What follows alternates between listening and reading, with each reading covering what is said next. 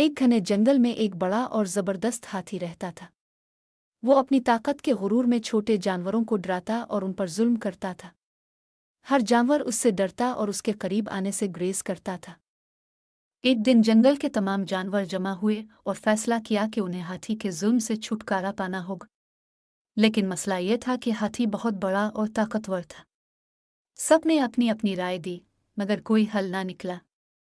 इसी दौरान एक चालाक खरगोश बोला, मैं हाथी को सबक सिखाने का एक तरीका जानता हूँ।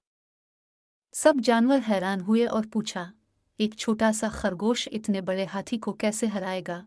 खरगोश मुस्कुराकर बोला, बस मुझ पर भरोसा करें और देखें।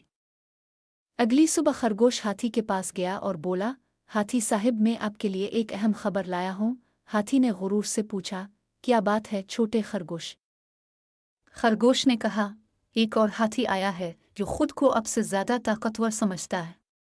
वो कहता है कि ये जंगल इसका है। हाथी को गुस्सा आया और उसने कहा, मुझे ले चलो इसके पास, मैं उसे सबक सिखाऊंगा। खरगोश हाथी को एक बड़े तालाब के किनारे ले आया। तालाब का पानी बहुत साफ था और इसमें हाथी का अक्स नजर आ रहा था। खरगोश ने तालाब की तरफ इशारा करते हुए कहा, वो रहा दूसरा हाथी। हाथी ने जैसे ही पानी में अपना अक्स देखा, उसे लगा कि दूसरा हाथी वाकई मौजूद है। वो गुस्से से गिर जा और तालाब में कूद गया। लेकिन तालाब बहुत गहरा था और हाथी इसमें धंसने लगा। खरगोश ने कहा, अब आपको पता चला कि गुरूर करना और दूसरों को सताना ठीक नहीं। हाथी ने शर्मिंदगी से मुआफ़ी मांगी और वदा किया कि वो आइंदा किसी को तंग नहीं करेगा।